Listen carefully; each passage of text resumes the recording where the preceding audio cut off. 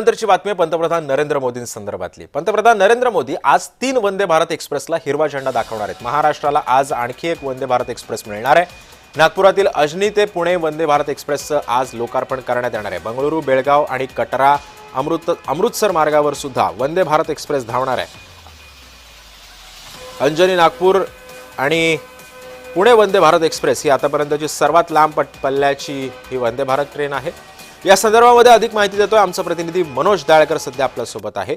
मनोज, आज पंतप्रधान मोदींकडून या वंदे भारत एक्सप्रेसला हिरवा झेंडा दाखवण्यात येतोय। आणखी कोणकोणत्या गाड्या या देशभर धावणार आहेत?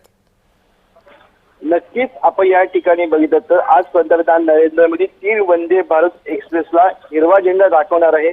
यामध्ये आपण बघतो अंजनी, नागपूर ते पुणे वंदे भारत ही पहिली वंदे भारतला हिरवा झेंडा दाखवणार। त्यानंतर बेंगळूर आणि बेळगावी वंदे भारतला हिरवा झेंडा दाखवणार आणि कटरा ते अमृतसर या वंदे भारतला आपण म्हणतो पंतप्रधान नरेंद्र मोदी हिरवा झेंडा हा दाखवणार आहे। अंजनी, नागपूर ते पुणे दरम्यान धावणारी वंदे भारत ही महाराष्ट्रातील 12वी वंदे भारत गाडी आहे आणि आपण म्हणतो वर्धा ते मलमाल दरम्यान अद्याप सेवा न मिळालेल्या या भागाला पहिल्यांदाच वंदे भारतची सेवा मिळणार आहे। आणि या ठिकाणी आपण म्हणतो ही एक्सप्रेस आतापर्यंत सर्वात लांब पल्ल्याची वंदे भारत एक्सप्रेस असणार आहे। हिचा पल्ला आपण म्हणतो 881 किलोमीटरचा असणार आहे। ही वंदे भारत आपला अंतर कापणार आहे आणि आपण म्हणतो आगामी 3 वर्षात भारतीय रेल्वे 200 पेक्षा अधिक वंदे भारत ट्रेन सुरू करण्याचा मानस त्या ठिकाणी ठेवत आहे। त्यामुळे नक्कीच मनोज, त्यामुळे आज आता पंतप्रधान नरेंद्र मोदी या 3 वंदे भारत एक्सप्रेसला हिरवा झेंडा दाखवणार आहेत।